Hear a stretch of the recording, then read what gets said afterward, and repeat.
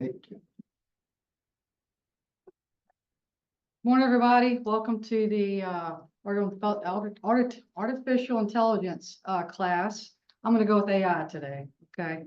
I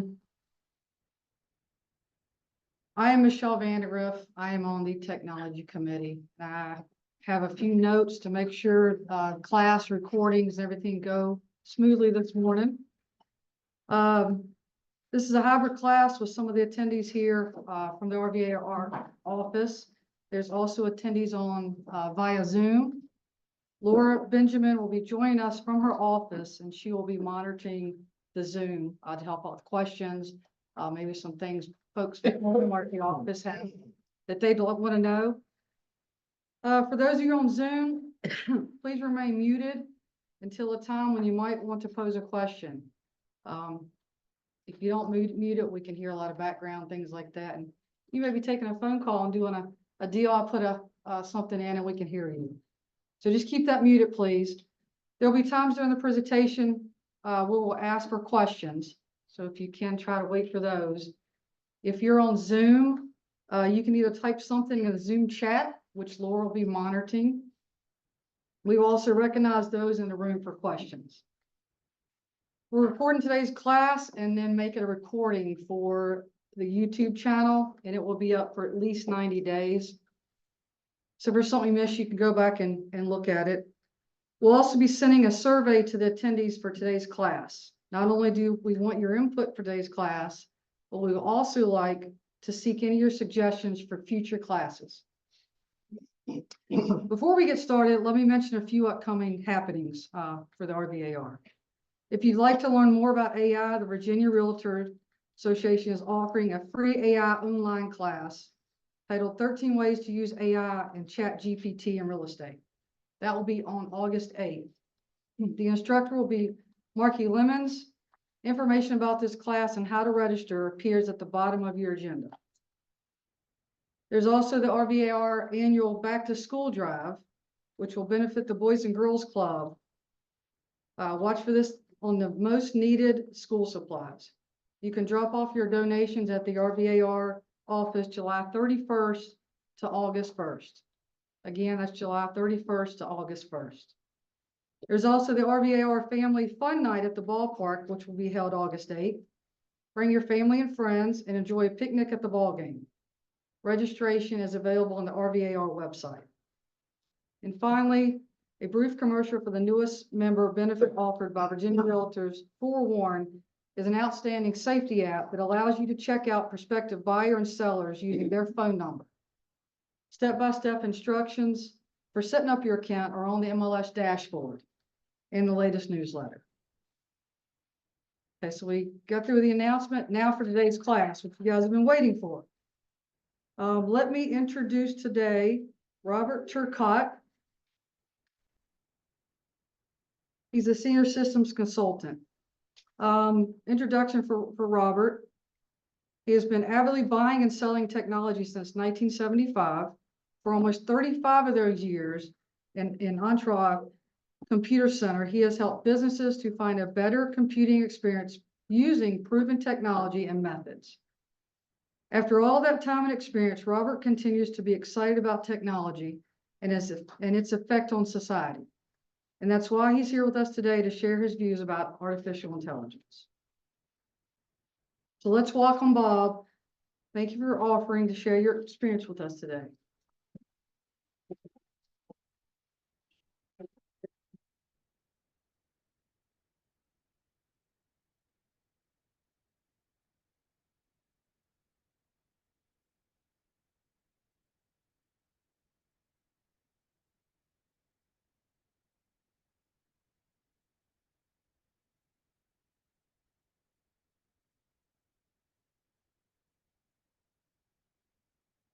In conversation about AI, two subjects come out all the time.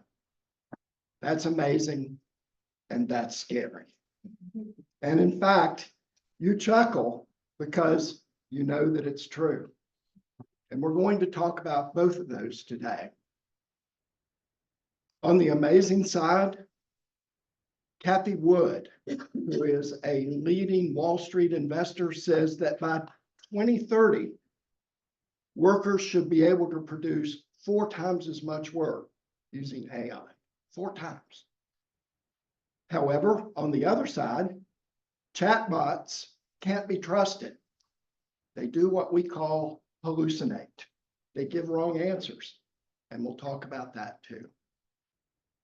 What we're going to talk about is some AI concepts so that we make sure that we're talking about the same thing.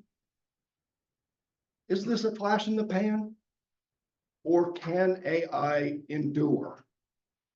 Some examples, some how-to, and then we'll do a first round of Q&A on that portion of the presentation. And then 3 of your colleagues are going to talk about how they're using AI. And we'll do a second round of Q&A so that you can ask any one of us a question. Now, the portion of AI that we're going to talk about today is called natural language processing. And the only thing that that means is that we can talk to a computer through a keyboard or voice or however, and the computer talks back to us in like that. Natural language processing is at the center of our interaction with AI. Now, I'm here to make a bold prediction, and we know what happens when people make predictions, right? You're a genius in a few years, or you're a goat. And I invite you in a few years to come up to me on the street and tell me which one I am. So here's the prediction. Natural language processing and AI is going to be more impactful than the 3 pillars of modern computing. The 1981 introduction of the IBM PC, the introduction of the Internet and World Wide Web, and the introduction of the smartphone. All together. And right here is a young lady looking at me like, yeah, sure. So you can come up and tell me I'm a goat if I end up being a goat. Natural language processing is going to affect all of us. I was in a presentation at the Botetourt Chamber a few months ago, and the editor of Valley Front magazine was there, and he said, I can't think of a single place in our economy that AI won't affect. So let's look at the 3 pieces that make natural language processing and AI work to see if this can endure. Now, the first one is human language. Have you ever been talking to someone? You think that you are communicating beautifully with that person, and that person looks back at you and there's a question mark over their head.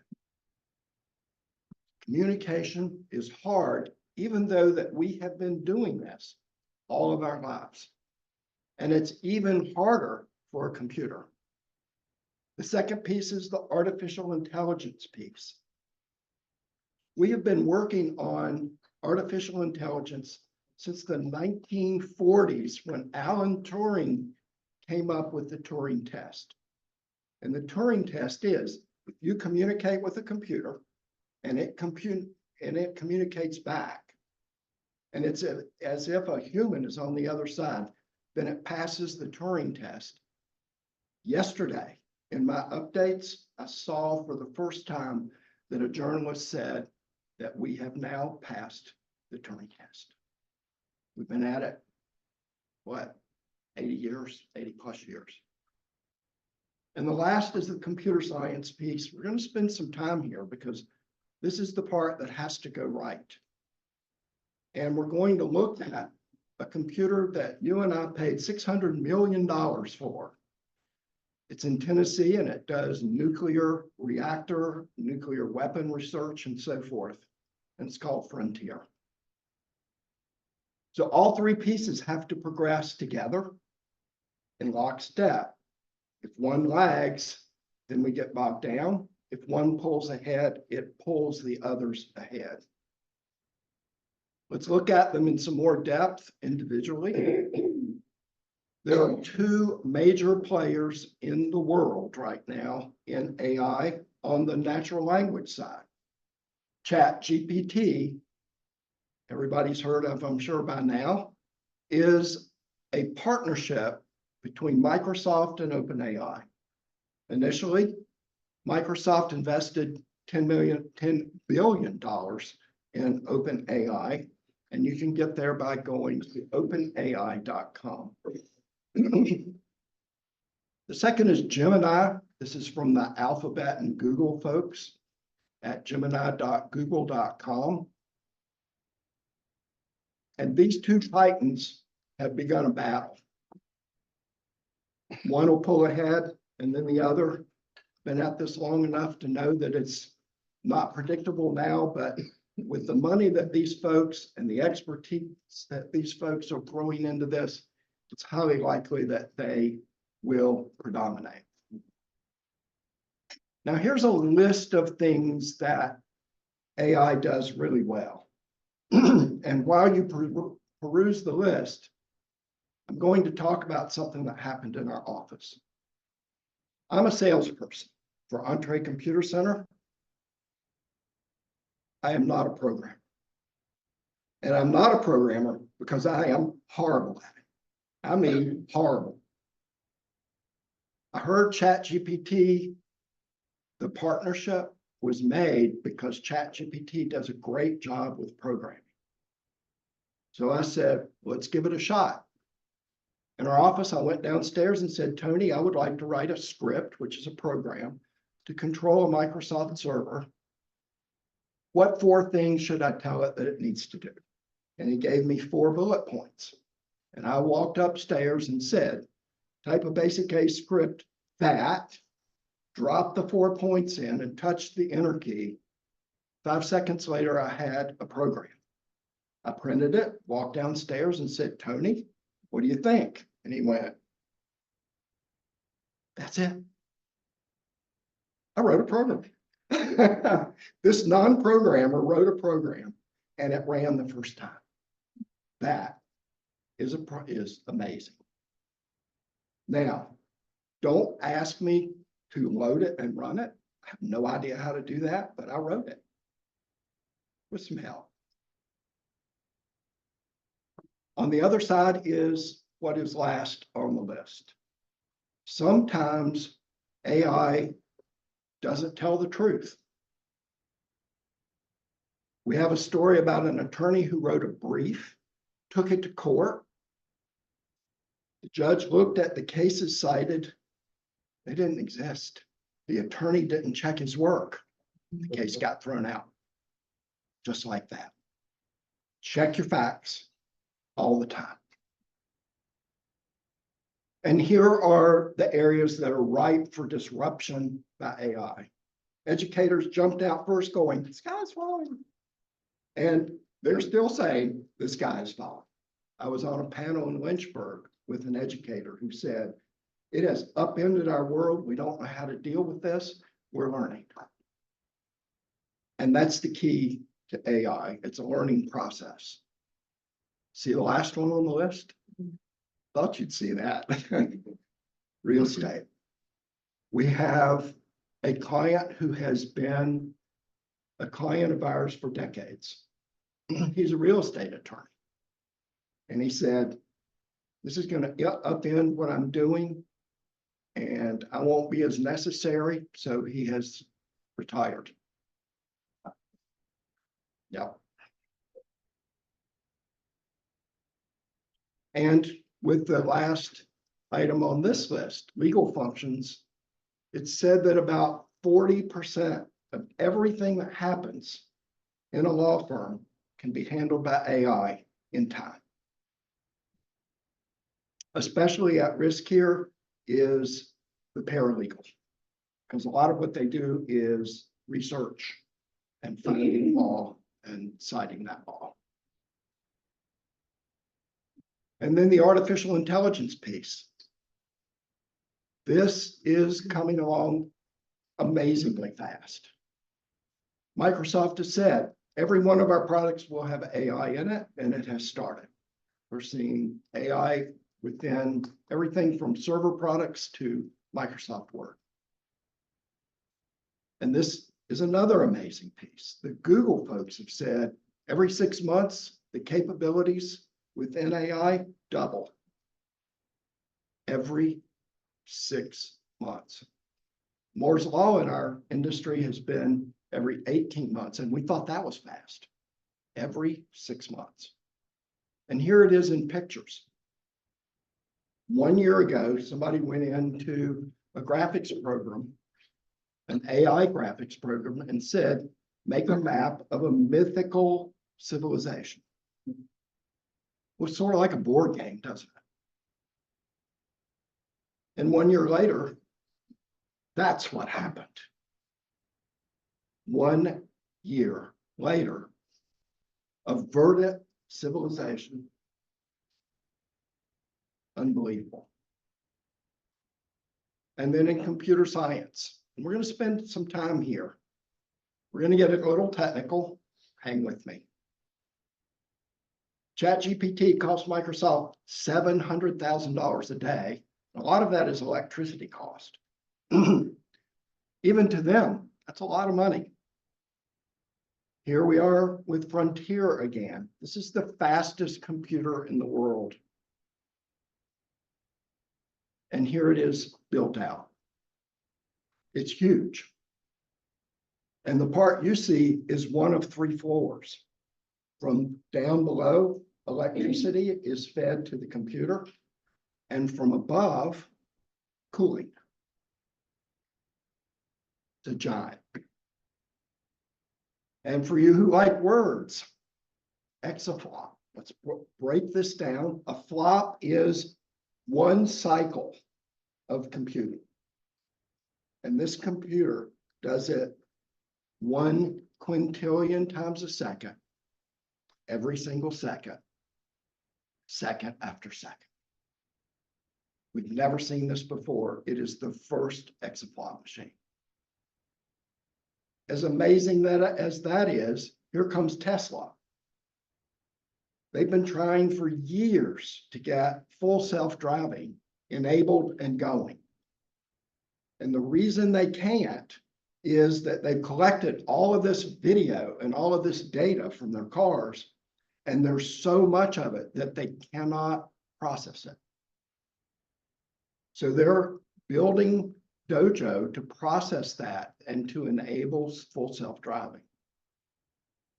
And if you look at this, they're at 100 exaflops by the end of this year, they say. We'll see if they make it.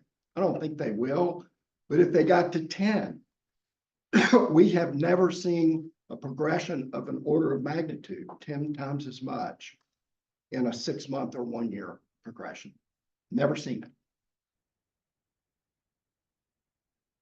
A busy slide, yes. This is the largest build out of technology in history. Microsoft just said that they are going to build a data center that costs $100 billion. And they're in planning right now. They're spending, what is that? I can't see on my screen, 10 billion a quarter. 10 billion a quarter building data centers. I was in a presentation in Bedford, and there was somebody there from what used to be called Babcock and Wilcox. They build nuclear reactors. One of these supercomputers will take all of the power from one nuclear reactor. And then comes along Cerebras. So I have a chip here, and this is the size of the chip that is in your desktop or notebook computer. Cerebras came along, and what happens here is you have a big chip. They cut small pieces of it out to make this, and they've never figured out how to use that whole fab, we call it, to make one chip so that it's more efficient. You don't have to communicate from chip to chip. You communicate within the chip. Look how big this thing is. It is huge. We've never seen this before. And Cerebras is teamed up with Hewlett Packard, guys that help make the supercomputer Frontier that you just saw. And they're going to bring this into computing, in supercomputing. It's going to be unbelievable. It's never been done before, and it's been tried for decades. Thing is giant. Has 900 million transistors on it. 900 million transistors. And if that's not amazing enough, NVIDIA, who's making the chips to run most of the supercomputers right now, says ChatGPT will be 1 million times more powerful in just 10 years.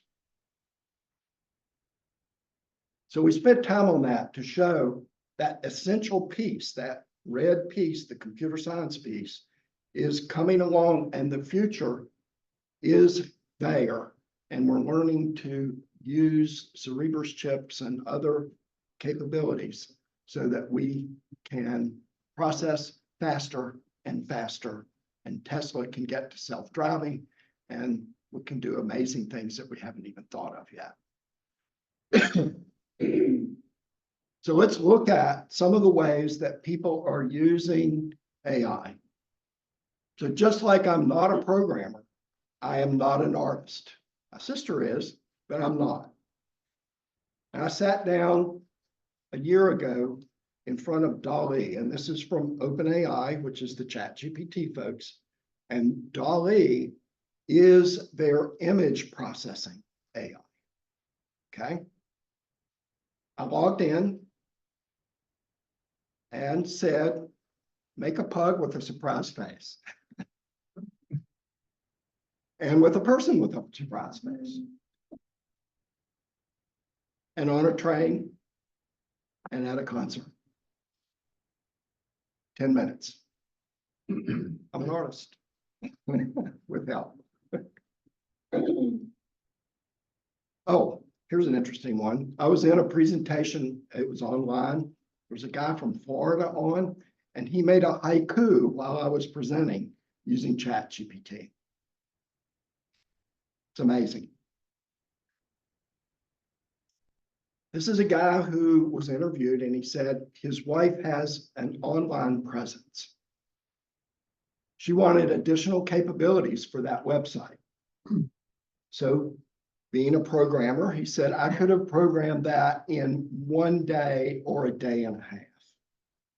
5 minutes, there's a code, the code, it ran the first time. Unbelievable. Here are two guys who had never worked together before. They're journalists. They wrote a 136-page magazine with articles and graphics and everything in 5 days. And here's a little lighthearted approach. Coke and their marketing genius said, what is Coke going to taste like in year 3000? You can see on the inset there, they co-created it with artificial intelligence. And for large corporations, cash flow analysis is really complicated, very hard, and it takes a room full of people to do it. The software they have right now can cut that human interaction, that human work by 90%, and that's in place now and working. And what should you watch for? OpenAI and Apple just signed an agreement that artificial intelligence will come to your phone.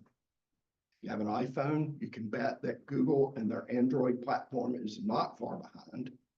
You have smart devices like an Echo from Amazon in your house. Amazon has announced that they will have artificial intelligence within their devices. And it's happening really fast. You didn't know it, but your phone has AI in it already, and it's monitoring and maximizing your battery life.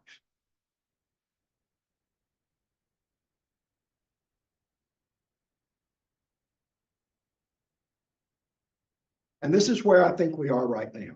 If you know the cartoon, The Jetsons, okay? The Jetsons led a great life. Everything was done for them, AI and so forth. But then you look at Rosie the robot and she stuttered and she dropped dishes and she did. So it's amazing. And it's scary, right? Amazing. That's what it can do. The Jetsons, scary. What it is so stupid it can't do, Rosie. This is a perfect picture to show where we are. All the pieces are in place. All the pieces are progressing together. That piece that we spent the time on, the computer science piece, is progressing, and the future looks like it can and will continue to progress, in part because companies are putting billions of dollars into artificial intelligence processing and computing. Now, as a realtor, as a manager, as an employee, how should you think about AI as you're beginning to use it? Well, the Wall Street Journal said it's one or the other. It's a painkiller or a vitamin. So on the painkiller side, that's the employee that says, oh, well, I can use AI. I can get finished much faster with my work, and then I can watch cat videos. Okay. On the vitamin side, it's the employee that says, I can finish my work much faster and I can go to the next level and the next level because I can use AI to do that as well. So for you, you get to decide. Painkiller, get your work done and then go to the lake, or vitamin to go to the next level. If you're a leader, even if you're a leader of yourself, start to develop policy internally or in writing if you're in a larger organization about AI. Our governor issued Executive Order 30.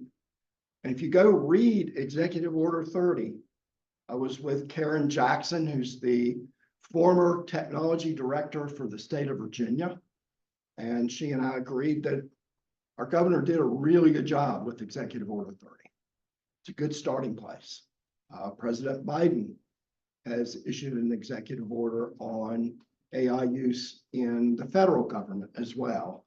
I haven't read that one, but I hear it's well written as well. So develop policy. If you don't know where to go to get that policy, find an HR person who is a SHRM member. And there's plenty of guidance within the SHRM realm about how to do this. I'm encouraging each of you to jump in now. What you're going to see when your realtor colleagues are talking is it's really easy to get started now because it's pretty simple. With a doubling every 6 months in capability, it's going to begin to be complex to learn and to operate.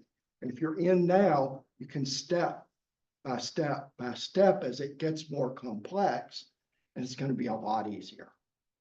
I've been doing this a long time. I've been through a lot of these cycles. It'll be a lot easier, I promise you. The OpenAI founder, the ChatGPT guy, has been in front of Congress to encourage them to develop laws and guidelines. If you are with our legislators, please ask them what they're doing. They must legislate because things are going to move fast. And as Karen Jackson said, government doesn't move fast, but it's going to have to.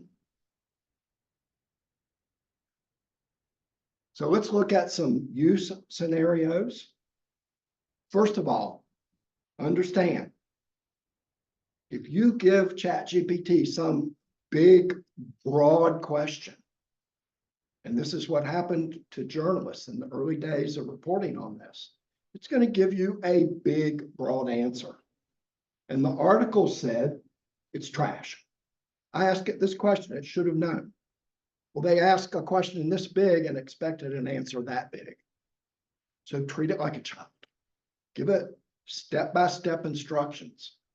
Remember that when I wrote the program, the script for the computer, the server, I gave it 4 steps. 4 things it should do. If I just said, write a script, it doesn't know what I want. Told it, treat it like a child, go step by step through. If you're dealing with information that is confidential, I was asked by one of our clients to write an opinion letter. They had an inundation of water. They filed a claim with their insurance company and asked me to write an opinion letter that indeed the technology had been damaged. I wrote the letter and I used A for one of the parties, B for the other, okay, and C for the other. And it sorted it out, and then you can just do a search and replace. Do not put confidential information into AI. Don't do it. So here's the screen that you get when you first sign into ChatGPT. How many people have been into ChatGPT? About half. Okay, that's about right. And then at the bottom of the screen, you will see that this is where you tell ChatGPT what you want. That message that you type is called a prompt. So you are prompting ChatGPT for what you want. And there's so much on my screen, I can't see what that says. Oh, so I wanted to know, what does AI get asked most often? So I asked it. Informational queries. I wanted to know about mulatto glass from Italy. Searched online using Google, couldn't get there. Ask it to write 2 short paragraphs about mulatto glass and how it developed. Done. Amazing. Creative writing. If you have any inclination to creatively write the first 2 sentences of a story and ask it to write the next 3 paragraphs. That's fun. It goes in directions that you didn't expect. Programming we talked about, language translation. If you have a client that doesn't speak English, maybe this can help. And I hear it's good at it. And then educational and explanatory, pretty much the first one, informational. Here's one that I use. Answer this email. Now, why did I put clarity, professionalism, and brevity? Clarity. You want to tell it. You want clarity. You can even say answer on an 8th grade level, a 12th grade level. My client is a person who doesn't know about real estate. They are a doctor. Answer as if you're talking to a doctor. Okay? Professionalism, obvious, and brevity. ChatGPT is chatty. It will write a whole bunch unless you tell it to be brief, right? And here's one that I did. And it wrote a beautiful email.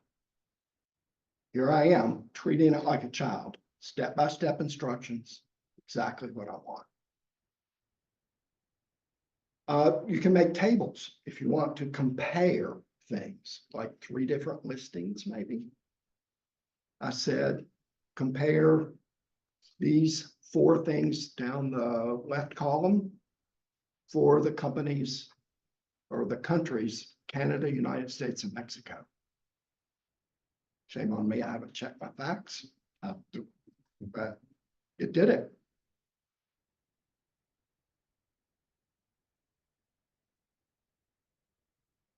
Okay.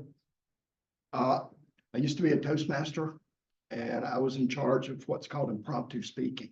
You ask a question of someone and they answered immediately, and it's designed to keep you fresh and thinking. And I sure couldn't think of the questions I was supposed to ask that night, so I asked it to do that. And here's an important point. I asked it for 10.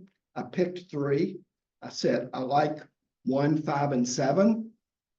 Produce 10 more of that quality. So step by step, you can step through, treat it like a child, and get the results that you want. The lady in my life is Joanne, and we like gin and tonics. We had some tangerines that were left over, and I said, make a tangerine gin and tonic recipe. And it did it. Well, I thought the instructions that you see to the right were awfully wordy, so I said, make them brief. And it did that. Is it any good? Yes, it was excellent, and I've mixed it exactly like it said.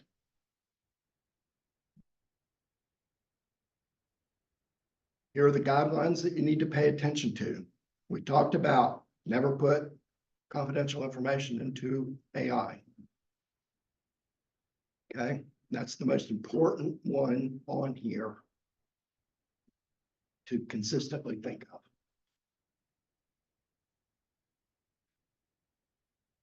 So we looked at the concepts, natural language processing in particular. Can AI endure? Yes, I say the three pieces of AI are progressing nicely together.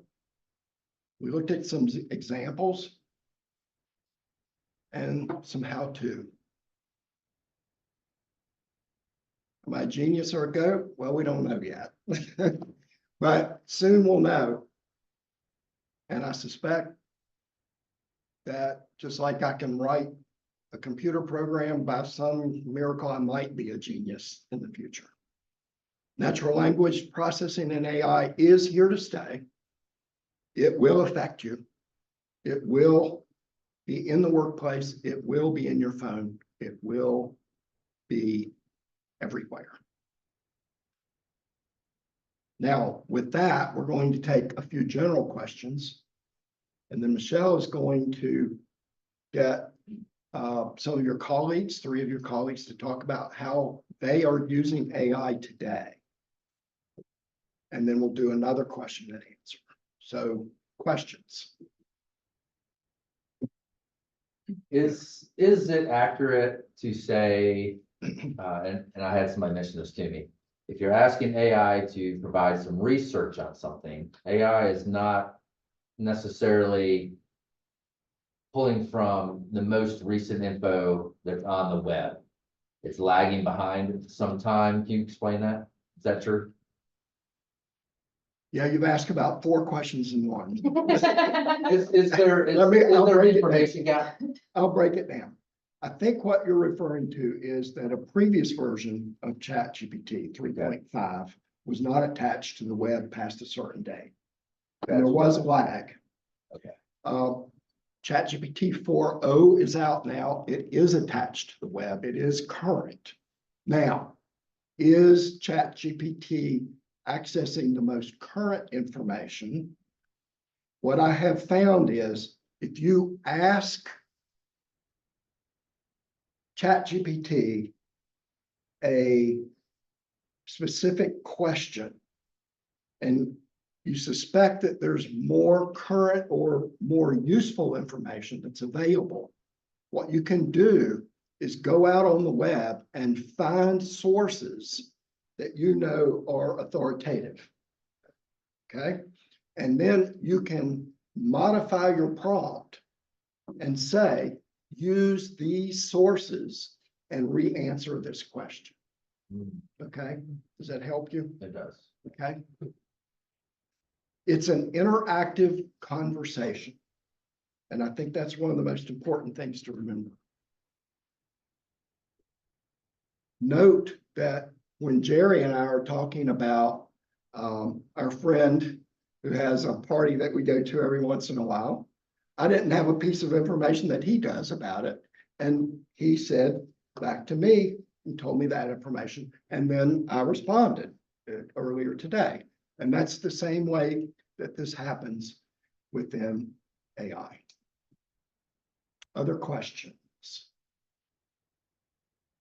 I guess I have this one quick comment. Jerry? So I'm constantly, especially do this when I'm doing an in-depth crossword puzzle, and I'll come to a clue that I don't know, and I'll go, hey Siri, da da da da da da da da. Da. So would you say that AI is a step above doing that?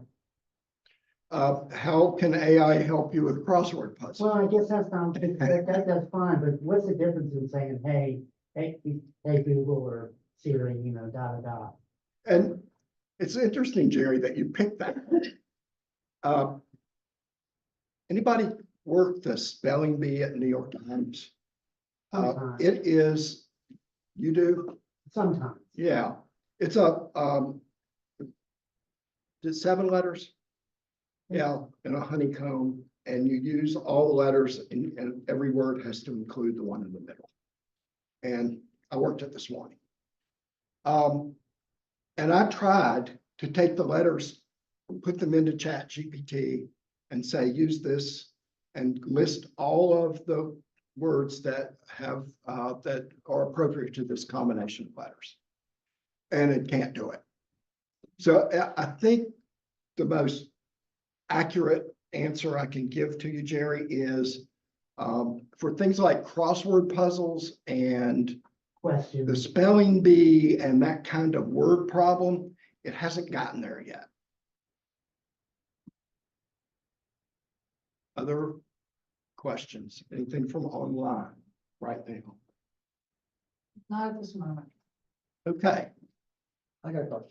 sure. With the Chat GPT 4, you have to pay for that, right? That's not the first Oh, one. that's a good question. Let me expand your question just a little bit. And the question is about, Can you repeat again so they can? the question is about paying for ChatGPT or Gemini or any of the others. And in fact, every ChatGPT, Gemini, Claude, I can't say it, but there's another one, all have free versions. And I get the question every once in a while, should I pay for the paid version? Well, as a beginner, no. I would say start with the free version. If you progress to the point where you're bumping your head for a month, turn on the paid version and see if it's better. I started with the paid version and realized pretty soon I didn't need to do that. How much is it for?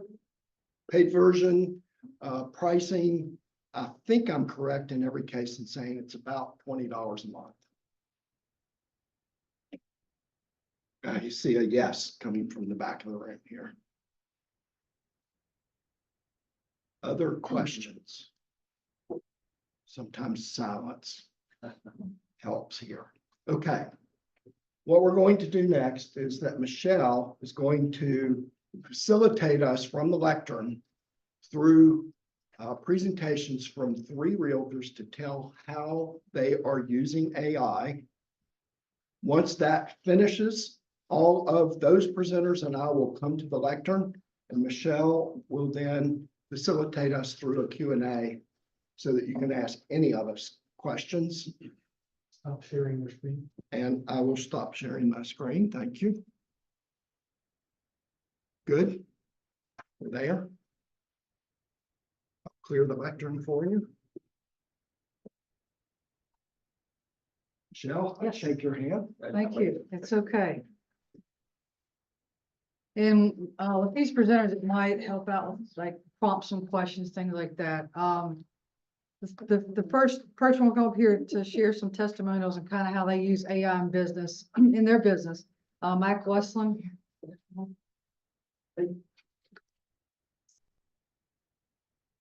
All right, so I clearly am not personally using the AI. Madison here is the person behind the scenes with most of that. So we're going to screen share our screen here. There's several places we use it, but for today's purposes, the first place is in SkySlope. Anybody use SkySlope? All right, so it's a brokerage platform for the transactions we're using for your compliance, for the brokers, for the agents, direct deposits, all those things to get paid. MKB uses it, we use it. It's pretty remarkable. Just like in some of the platforms you're using, you get to a point where after you've added the signatures to the documents, you then send them to your client, correct? And there's usually a box that'll pop up for you if there's a message you want to give your client as it's sending it. SkySlope works the same way. And we've already attached signatures, but we get to this point that you see on the screen here, and this is where you're going to put the message you want your client to see. Now you'll notice, so we'll go ahead and add it in there. So we've pre-filled this, but notice at the top here, SkySlope uses AI. We can make that message professional, friendly, urgent, and so go ahead and change it and see what it does. Well, it already started out pretty friendly, so I'm gonna try to be more professional with it. Yes, so depending on how you and your client communicate, you may want to change this up and communicate that way with your client. That's very basic stuff. We're not doing anything other than hitting a button, but what I thought was pretty cool because, you know, you didn't because you're 26 years old. But I that's will just, say it's helpful because everybody has different clientele, right? You have some people that you're more friendly and conversational with. So if you notice when I started it out, it started with, hey, y'all, blah, blah, blah, blah, blah. And there are, of course, clients that you want to be a little bit more professional or expect things to be a different kind of way. So it's easier to just hit the professional button than to try and produce that myself. right, and there are some other AI features that SkySlope has within their platform. If you ever want to do something with them, check them out. They're a really good platform. All right, so second, we're gonna move away from SkySlope If I can get to and we're gonna open up ChatGPT. So when we're making the public remarks on our listings, we started playing around with this. It's just for efficiency time and a lot of different reasons. So what can we do? Let's try it out. So that's what we did. Now I'll let you go into how you work it. Yeah, so I do exactly how you were explaining just a moment ago. I give pretty specific instructions. Sometimes I don't always know exactly how I want to word something or phrase it. So the things like brevity will come after once I get my result and I realize how I want to tweak it. But when you sign in, so like I've signed in using a Google login so that it remembers our conversations later when we come back to it. So for example, I would say in a minute, I'm going to provide the details of a listing. I want you to act as a professional marketing person for my real estate team and write the copy for a public description for potential buyers. So I'll send that in and it'll say, okay, I'm ready to go. So then I'm going to give it some information about our listing, like how many bedrooms and bathrooms and everything that it needs.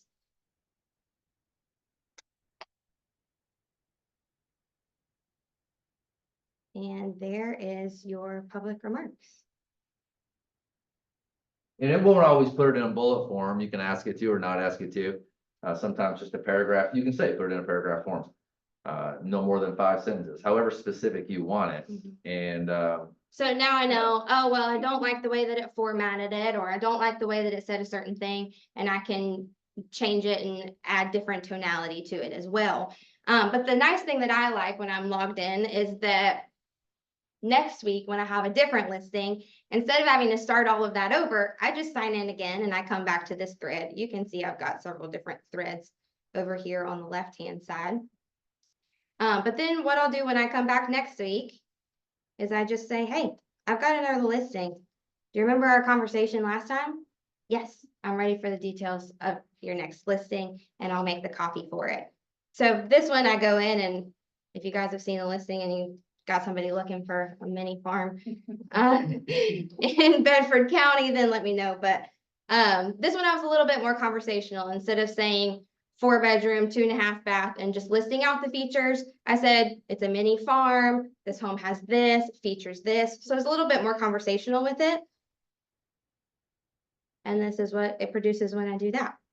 And let's say I forgot some information on there, like, oh, I forgot to say one of my favorite features is it has 9-foot ceilings, which makes it really open and airy. So once it provides all of this information, I can go in and say, after it's done. So where is it getting all that outbuilding and all that when you didn't put that in there to begin with?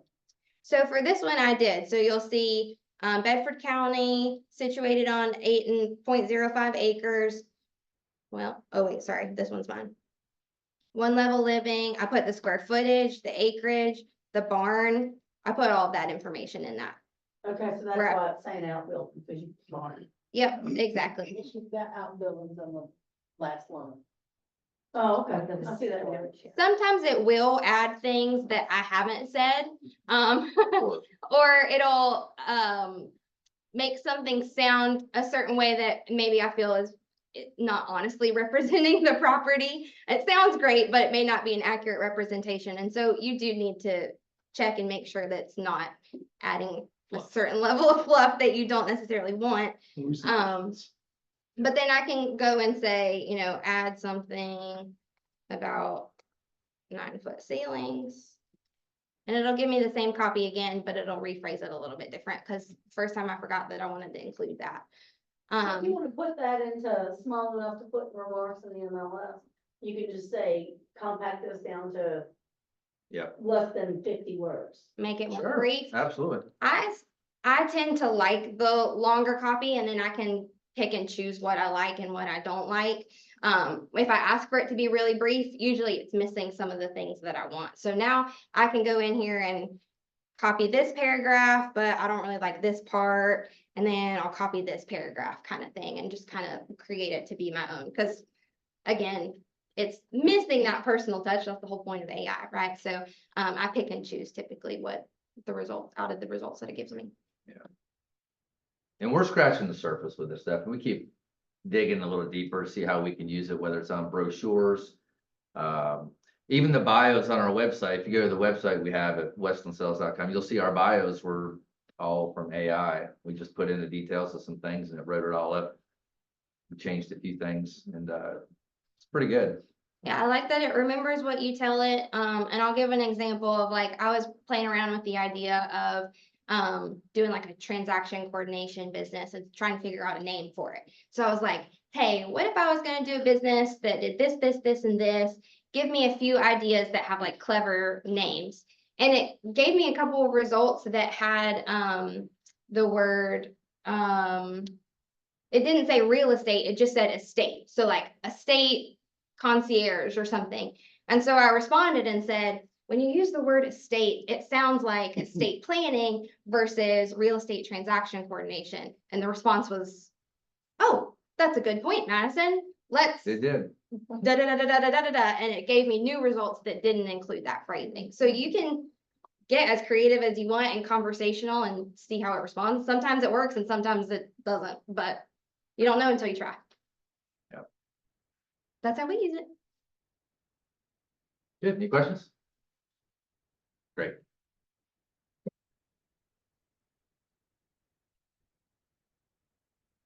Thank you, guys. Steve Perot, there he is.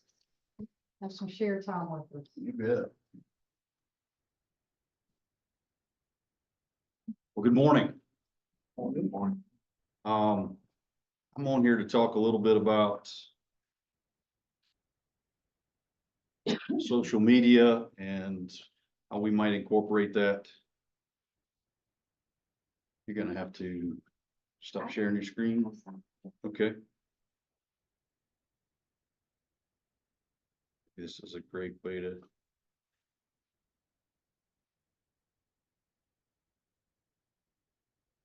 Says host disabled participant. Sorry.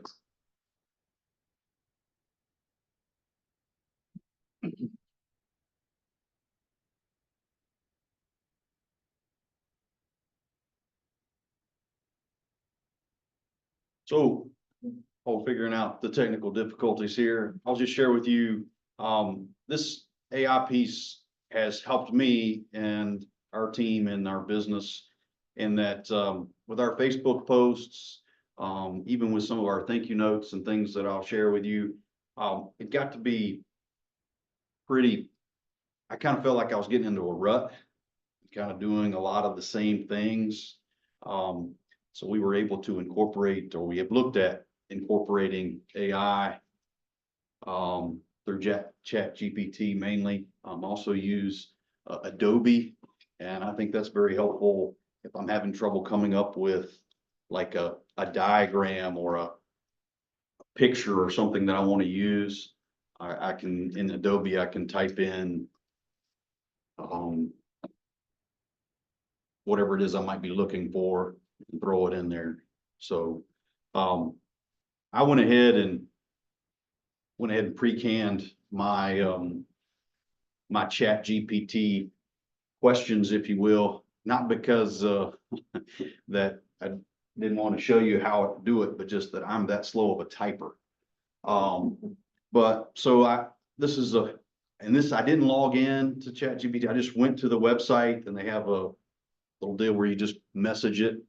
So I just put it right in. So if you want to stick your toe in the water and you've never tried it, here's what, type it in. It's going to say, I said, Facebook post for home summer maintenance tips.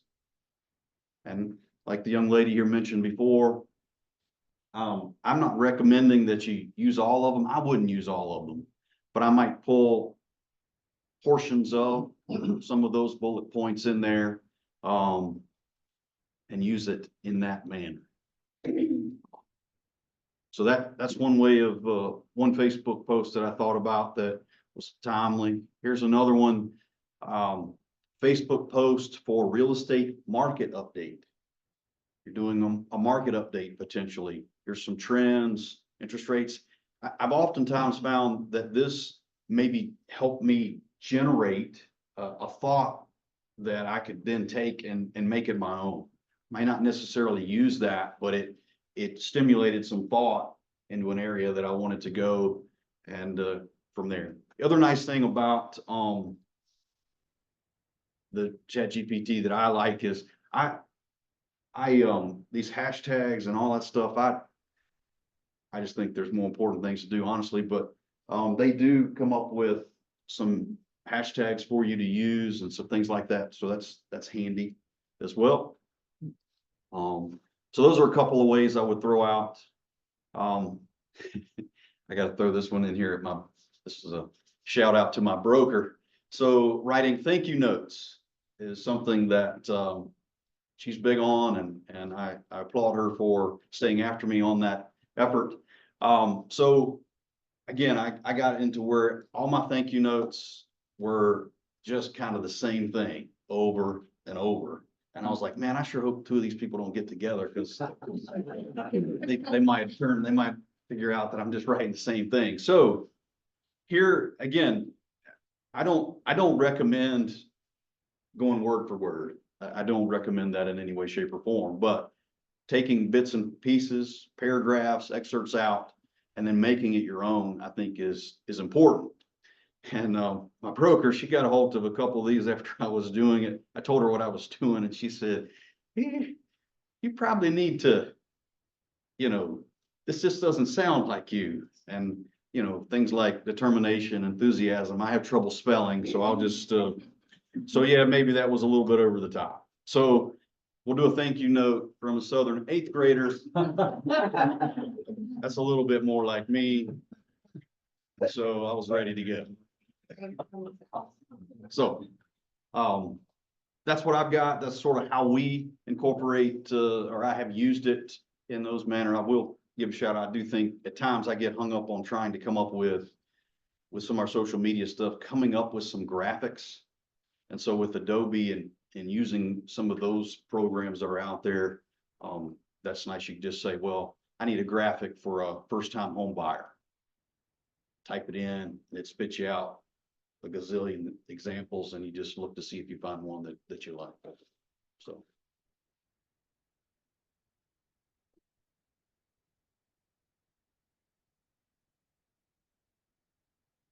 Stop share, right, Jim? Thank you. Oh, thank you. Steve, I'll use your Southern 8th grader as well when I start implementing this. That's awesome. So we have one more, Jamia Carter for landing pages. If you guys don't sneak out, we'll do Q&A later. Thank you.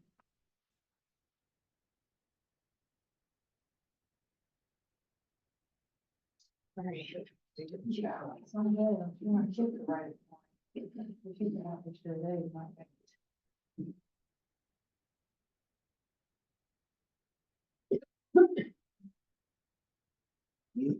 it.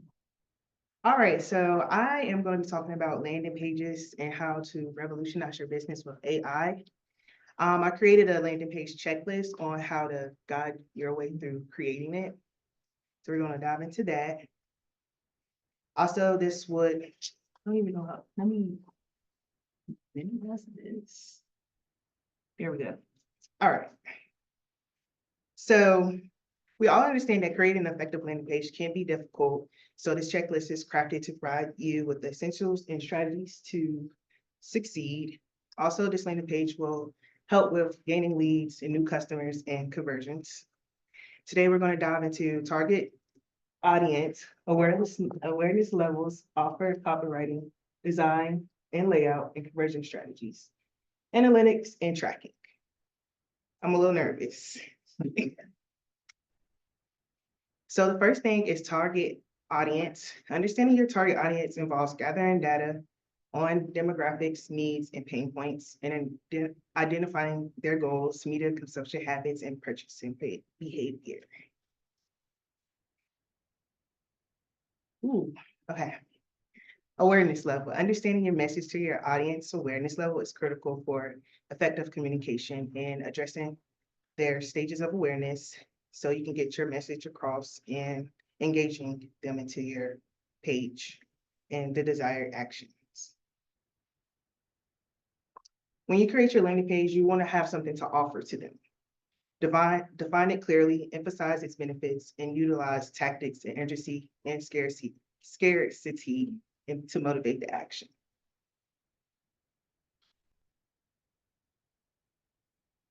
Copywriting, clarity, readability are vital. Social proof and testimonials enhances the trust and credibility. So instead of me talking so much, I'll do better at showing you so you can understand what I'm talking about. So that's what I'm gonna do. This is the landing page that I created. I call myself the home fairy. So discover your dreams. And I took the time to look over the checklist to make sure that I included the things of call to action, designs, and just to get a more feel and personalize who I am as a person so I can gain that new lead and that new customer. Because usually when you go on like Zillow or Realtor, you don't get that personal feel. You just see a computer. So here's a couple things that I did, put it myself and things about me. So you can engage more into that customer and that trust. And I'm going to show you how I came up with everything with using AI as well. So just a few things. And at the bottom, you can click contact me and it's going to bring you to my link tree where they can go to my website, all my social media platforms, and they could schedule a free consultation.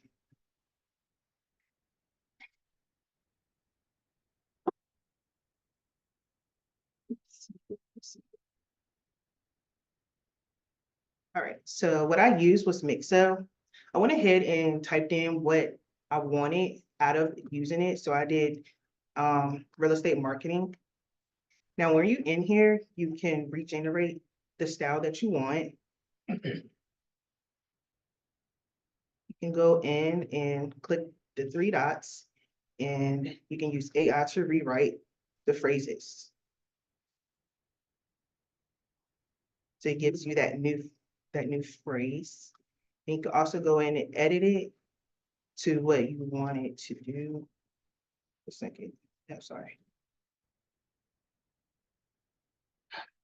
Anyways, let's do it on mine. It'll work better. So yeah, go in here, you will edit the content, and then you would just type in things that you want it to say, and then once it has that idea of what you want, then you'll be able to rewrite it so it can give that more professional feel.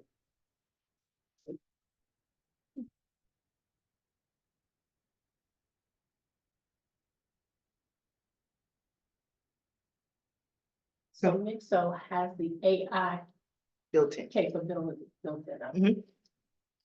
The conversion strategies, boost your conversion rates through strategies like behavior-based triggers, user-generated content, and chatbots. So you can use the Chat GPT, I think that's what it's called, right?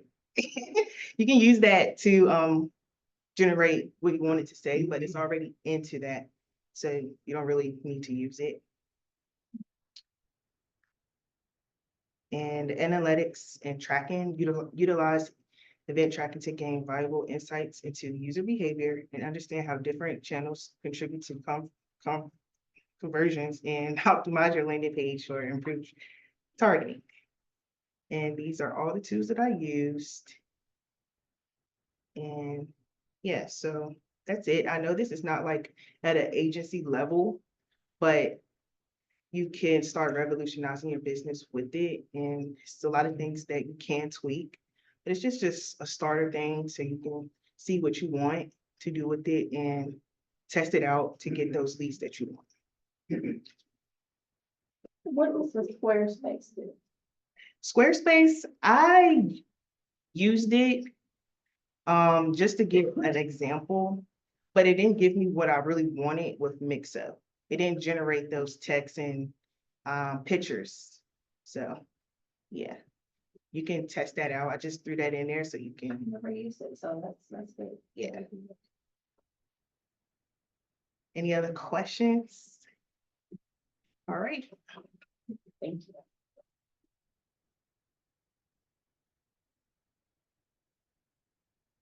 Okay, we have a few more minutes left, so what I'm gonna do at this moment is I'm gonna have Steve, Mac, Bob, you'll come back up here. I'm gonna write it, Bob. And Jamoni, if you'll come back up.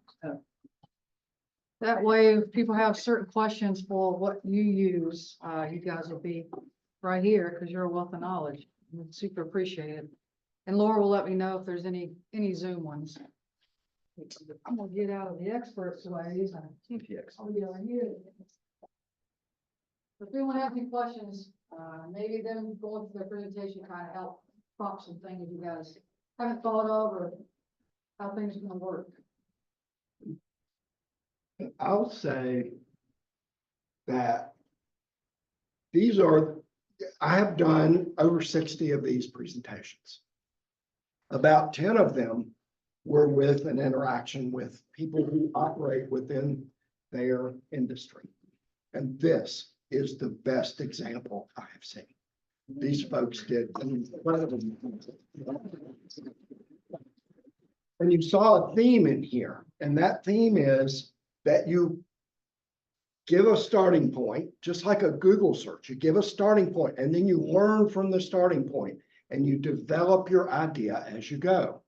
And that's the strength of ChatGPT and Gemini and so forth when you're doing the work that the folks who are in front of you right now have done. You saw great examples of how to use AI. I just want to share a comment. So my first introduction to just even knowing that the real estate world had anything to do with AI was about 6 months ago. I was reading the MLS and I came across a listing, and I was reading the remarks, and it was, you know, of course, the person who's listing it was I know very well, and I read it, and I was blown away.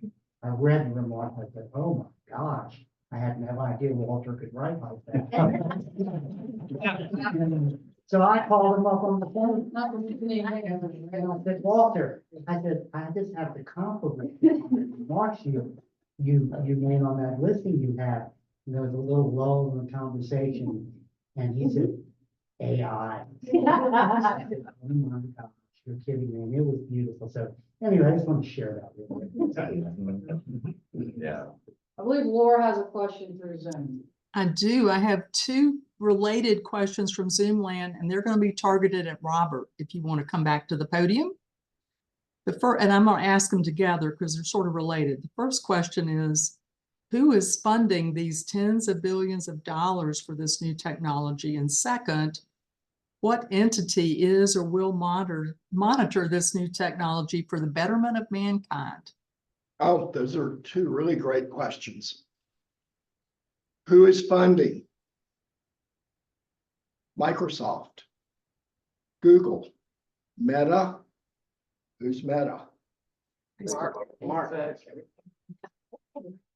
The companies that have amassed all of this data from your interactions online are now able to look at that data and process it in new ways and to monetize it. Watch also for Microsoft. People like that write databases, the name of which isn't coming to me, Cisco. All of these people have been playing in the background, have all this data, and now they're able to sort through it in ways that weren't available to them before. And the second question had to do with Who's gonna monitor this, monitor, thank you. Yeah. to protect mankind? Protect mankind, that is the right way to ask it. You collectively are responsible to be cautious about what you put online and be cautious how you use it. Use AI for good. So self-monitoring is important. I mentioned in my presentation that if you're talking to legislators, you need to be telling them that they need to be paying attention. Now, at this point, usually I hear a chuckle in the room because our legislators are typically senior. They're not in tune with AI and they don't know about it. But they do have young staff, they do have experts they can ask, and we need to encourage them to pay attention and to legislate faster than they ever had and still with a surety so that we can have the laws in place so that the bad guys can't get a foothold too fast. Does that answer the question, Laura? She give you a He thumbs said up. yes. Thumbs up, okay. Anyone else have any questions or anything? I want to add, just something real quick. I'm in this network group and we have an individual in the group that does software, protecting your computer and your data that we have, because we have so much on our computers. Many of us in our space are not using platforms that have a third party protecting that data, like a SkySlope or a zip form, that kind of thing. Some of us are using doing our computer for our transaction coordinating. We've got clients' birthdays, we've got clients' kids' names, dogs' names, all of this stuff. Well, AI is being used to hack into your computers, to grab that data. When you're signing in at Starbucks on the guest and it's not secure, all of the AI there are terrible people out there that are utilizing this awesome technology for nefarious purposes. So he was just talking to us about making sure that if we're just using that computer and we're collecting our clients' data on it, well, shame on us for having that type of exposure. So maybe we can use AI to help protect our own computers, provide something to protect I don't know. But when you talked about information on our clients, that's a big deal. Information's king and people will do anything to get it. So we should probably be better stewards of our clients' information. So. Agreed. Great point. Yeah. Anyone else, anything? I'm assuming Laura doesn't have any more. Nope, okay. Well, Good. thank all of you guys. You can have a seat and we'll go from there. I think it was a great class. I feel behind. Okay, Mac, okay. Nothing from you over there. But no, actually, this is great. Bob, thank you so much. And thanks for noticing that these three individuals really seem to have something they could bring to us. That was a great compliment. I'm sure it makes Laura proud. So, Anyway, if no one else has anything else, we can get out of here. Thank you guys so much today. Thank you.